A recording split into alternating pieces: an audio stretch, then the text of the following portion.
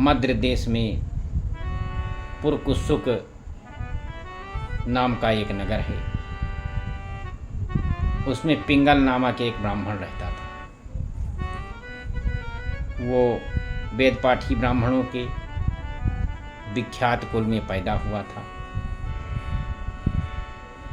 जो कुल श्रद्धा निष्कलंक था, किंतु अपने कुल के लिए उचित वेद शास्त्रों के स्वाध्याय को छोड़ करके उसने ढोल हाथ बजाते हुए नाच गाने में मन लगा लिया और गीत और नाच की कला में वो परिश्रम करके पिंगल ने बहुत प्रसिद्धि प्राप्त कर ली और उसी के कारण राजा के यहाँ प्रवेश हो गया और राजा के साथ रहने लगा और पराई स्त्रियों को बुला बुला करके उनका उपभोग करने लगा। स्त्रियों के सिवा अब उसका कहीं मन दूसरी जगह नहीं लगता था और धीरे धीरे अभिमान बढ़ जाने के कारण वो राजा से दूसरों की बुराई भी बतलाने लगा। पिंगल की एक स्त्री थी जिसका नाम था अरुणा। वो नीच कुल में उत्पन्न हुई थी और कामी पुरुषों के साथ विहार करने की इच्छा से सदैव इधर उधर उनकी खोज में घूमा करती थी। एक दिन काम विहार की इच्छा से वो अपने पति को निष्कंटक समझकर आधी रात के समय उसका सिर काट करके उसको मार डाला और उसकी लाश को वहीं घर में ही जमीन में गाड़ दी। इस प्रकार प्राणों से विमुक्त होने पर वो यमलोक पे पहुंचा और बहुत भीषण नरकों का भोग करके वो निर्जन मन में गिद्ध हुआ। अरुणा भी कामी पुरुषों से विहार करने के कारण भगंदर रोग से अपने सुंदर शरीर को त्याग कर घोर नरक में भोगने के पश्चात उसी वन में सुखी हुई और एक दिन वो दाना चुगने के लिए इधर उधर फुदकत रही थी। इतने में ही उस गीध ने पूर्वजन्म के बैर का सुमिरन करके अपने तीखे नखों से उसको फाड़ डाला। सुकी घायल होकर के पानी से भरी हुई मनुष्य की खोपड़ी में गिर पड़ी और गिद्ध पुनः उसकी ओर झपटा। इतने में ही जाल फैलाने वाले बहेलिए ने उसे पकड़ लिया और उसके पूर्वजन्म की पत्नी सुकी उसी खोपड़ी के जल में डूबकर प्राण त्याग दी थी। फिर वह पूर्वपक्षी भी उसी में गिरकर डूब गया। तब यमराज के दूत उन दोनों को यमराज के पास ले गए। वहाँ अपने पूर्व पाप कर्मों को जब उन्होंने याद किया तो वो बहुत डरने लगे। तदनंतर जब यमराज ने उनके घृणित पापों पर दृष्टिपात किया तब उनको पता चला कि मनुष्य के समय अकस्मात खोपड़ी के जल में मृत्यु के समय जब इन्होंने खोपड़ी में जब इन्होंने जल में गिर करके अपना प्राण त्यागा था, उस समय इनका पाप नष्ट हो चुका है। तब उन्होंने उन दोनों को मनवांछित लोक में जाने की आज्ञा दी। ये सुनकर अपने पाप को याद करते हुए वे दोनों बहुत ही विस्मय में पड़े और पास जाकर धर्मराज के चरणों में प्रणाम करके पूछने लगे, भगवान, हम दोनों ने अपने पूर्वजन्म में अत्यंत घृणित कार्य किया है और बहुत ही पाप इकट्ठा किया है, फिर हमें मनोवांछित लोकों में भेजने का क्या कारण है? इसका हमें उत्तर दीजिए। तब यमराज ने कहा कि गंगा के किनारे बट नामक एक उत्तम ब्रह्मज्ञानी रहते थे। वे एकांत सेवी, ममता रहित, शांत, विरक्त और किसी से दोष नहीं रखते थे। निरंतर प्रतिदिन गीता के 5वें अध्याय का जप करना उनका सदा का नियम था। 5वें अध्याय को श्रवण कर लेने पर महापापी पुरुष भी सनातन ब्रह्म का ज्ञान प्राप्त कर लेता है। उसी पुण्य के प्रभाव से शुद्ध चित्त हो करके उन्होंने अपने शरीर का परित्याग किया था। गीता के पाठ से जिनका शरीर निर्मल हो गया था, जो आत्मज्ञान प्राप्त कर चुके थे, उन्हीं महात्मा की खोपड़ी का जल पाकर तुम दोनों पवित्र हो गए हो। अतः अब तुम दोनों अपने मनवांछित लोगों को जाओ, क्योंकि गीता के 5वें अध्याय के महात्म से तुम दोनों शुद्ध हो गए हो। श्री भगवान कहते हैं, सबके प्रति समान भाव रखने वाले धर्मराज के द्वारा इस प्रकार समझाए जाने पर वे दोनों बहुत प्रसन्न हुए और विमान पर बैठकर वैकुंठ धाम को चले गए। श्रीमन्नारायण नारायण हरि हरि, लक्ष्मी नारायण नारायण हरि हरि, तेरी लीला सबसे न्यारी न्यारी की हरि हरि। एक बार की बात है कि पार्वती जी ने कहा कि भगवान, आप सब तत्वों की ज्ञाता हैं और आपकी कृपा से मुझे भगवान विष्णु के संबंधी सभी प्रकार के धर्म सुनने को मिले। अब मैं गीता का महात्म सुनना चाहती, जिसका श्रवण करने से भगवान में भक्ति बढ़ती है। तो महादेव जी ने कहा कि पार्वती, जिनका श्री विग्रह अलसी के फूल की भांति है, जो पक्षी राज गरुड़ को अपना वाहन बनाए हुए हैं और अपनी महिमा से कभी विचलित नहीं होते और शेषनाग की सैया पर शयन करते हैं, उन भगवान महाविष्णु की हम आराधना करते हैं। उन्होंने कहा कि एक समय की बात है, मूर्दत्त के भगवान विष्णु नाश करने वाले थे, तो वे एक बार शेषनाग के आसन पर सुखपूर्वक लेटे हुए थे और उस समय सभी को आनंद देने वाली भगवती लक्ष्मी जी ने आदरपूर्वक प्रश्न किया। कहा कि भगवान, आप संपूर्ण का जगत का पालन करते हैं और फिर भी आप अपने ऐश्वर्य के प्रति उदासीन होकर के ये जो क्षीर सागर में सो रहे हैं, तो इसका क्या कारण है? तो भगवान बोले कि लक्ष्मी, मैं नींद नहीं लेता हूँ, बल्कि अपने तत्व का अनुसरण करने वाली अंतर्दृष्टि के द्वारा अपने ही महेश्वर तेज का साक्षात्कार करता हूँ। कहा कि लक्ष्मी जी ने इस पर शंका उपस्थित की हुए कहा कि ये आप जो है इस क्षीर सागर में नींद ले रहे हैं और आप जो है बताते हैं कि मैं अपने तत्व का ही साक्षात्कार करता हूँ, ये कैसे संभव है? तो भगवान बोले कि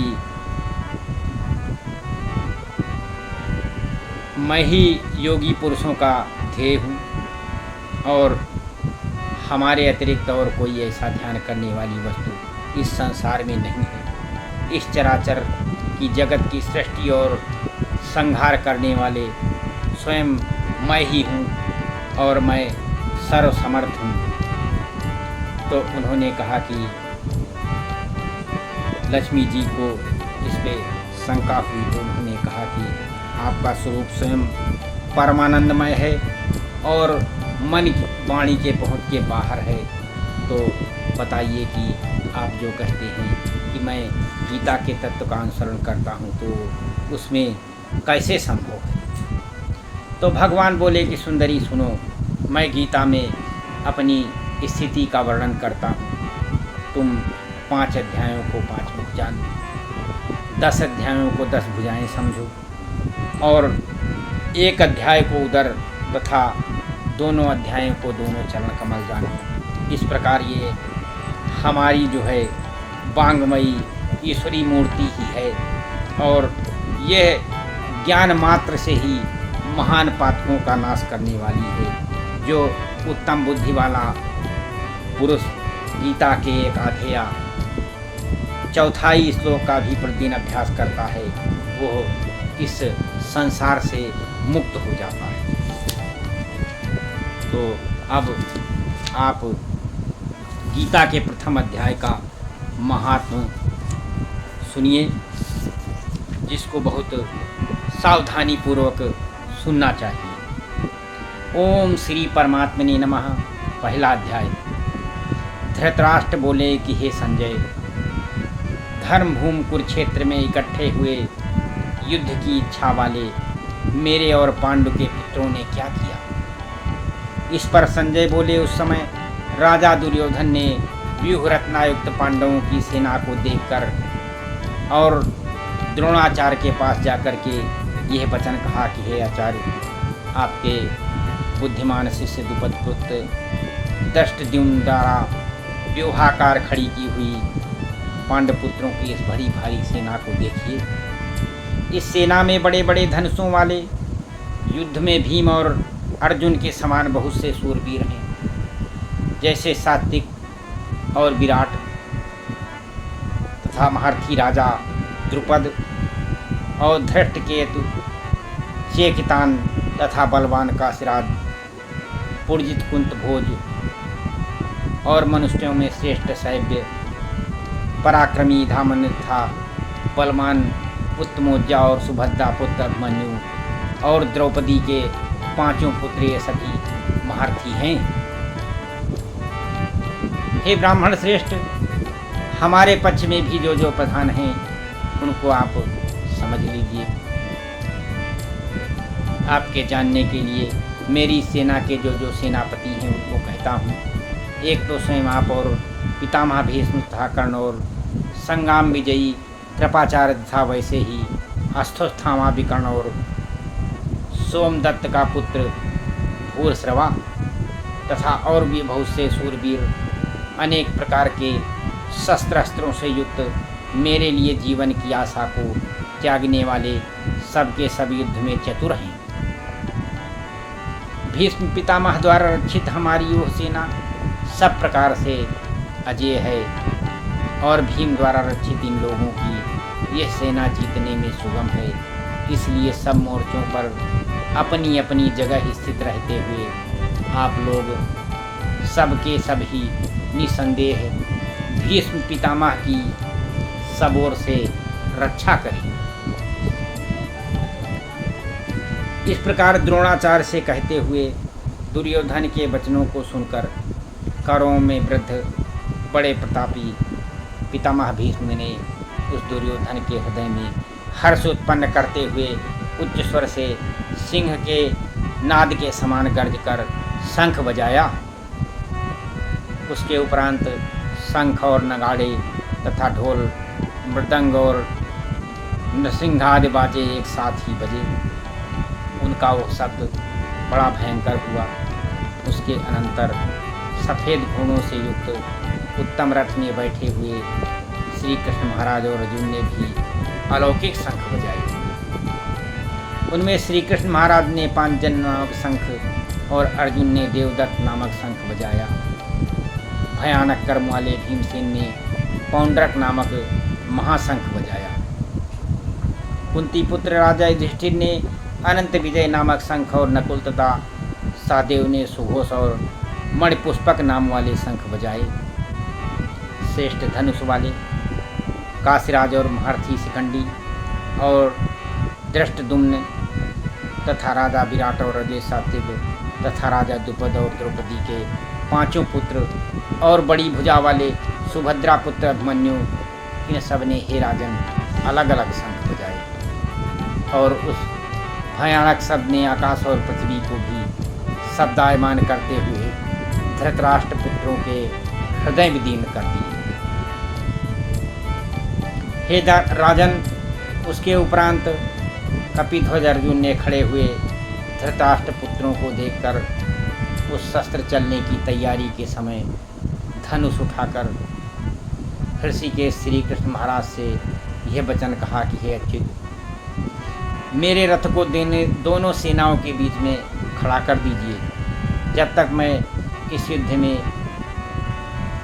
उपस्थित हुए लोगों को अच्छी प्रकार से देख लूँ कि इस युद्ध रूप व्यापार में मुझे किसके किसके साथ युद्ध करना है। दुर्बुद्ध दुर्योधन का जो इस युद्ध में कल्याण चाहने वाले राजा लोग इस सेना में आए हैं, उन युद्ध करने वालों को मैं देखूंगा। संजय बोले कि हे धृतराष्ट्र, अर्जुन द्वारा इस प्रकार कहे हुए महाराज श्री कृष्णचंद्र ने दोनों सेनाओं के बीच में भीष्म और द्रोणाचार्य के सामने और संपूर्ण राजाओं के सामने उत्तम रथ को खड़ा करके ऐसे कहा कि हे अर्जुन, इन इकट्ठे हुए कौरवों को देख लो। उसके उपरांत अर्जुन ने दोनों ही सेनाओं में स्थित हुए पिता के भाइयों को, पितामहों को, आचार्यों को, मामा भाइयों को, पुत्रों को, पौत्रों को और मित्रों को, ससुरों को और सभी सगे संबंधियों को देखा। इस प्रकार से उन संपूर्ण बंधुओं को देखकर अर्जुन अत्यंत करुणा से युक्त हुए शोक करते हुए बोले कि हे कृष्ण, इस युद्ध की इच्छा वाले जो ये स्वजन लोग हैं, उनको देखकर हमारे अंग शिथिल हो रहे हैं और मुख भी मेरा सूख रहा है और हमारे शरीर में कंपकपी तथा रोमांच हो रहा है और हाथ से हमारा डांडियो धनुष गिरता है और हमारी शरीर की त्वचा भी जल रही है और हमारा मन भ्रमित हो रहा है, इसलिए मैं खड़ा रहने के लिए भी समर्थ नहीं। कहा कि हे केशव, लक्षणों को विपरीत ही देखता हूँ तथा युद्ध में अपने कुल पर मारकर कल्याण भी नहीं चाहता। हे कृष्ण, मैं विजय नहीं चाहता, राज्य तथा सुखों को भी नहीं चाहता। उन्होंने कहा कि हमें राज्य से क्या प्रयोजन है और भोगों से और जीवन से भी क्या प्रयोजन है, क्योंकि जिनके लिए हमको राज्य और सुख चाहिए वे ही सद्धन और जीवन की आशा को त्याग कर युद्ध में खड़े हुए हैं। जो गुरजन, ताऊ, चाचे, लड़के और दादा, मामा, ससुर, पोते, साले संबंधी लोग हैं, ये सब मुझे मारने पर भी अथवा इनको तीन लोग के राज्य के लिए भी मैं मारना नहीं चाहूँगा और फिर इस धरती के राज्य के लिए तो कुछ कहना ही नहीं। कहा कि हे जनार्दन, धृतराष्ट्र के पुत्रों को मारकर हमें क्या प्रसन्नता होगी। कहा कि इन आत्ताइयों को मारकर तो हमको पाप ही लगेगा। इससे हे माधव, अपने बंधुओं और धृतराष्ट्र के पुत्रों को मारने के लिए हम किसी प्रकार से तैयार नहीं हैं, क्योंकि अपने ही परिवार को मारकर हम कैसे सुखी होंगे।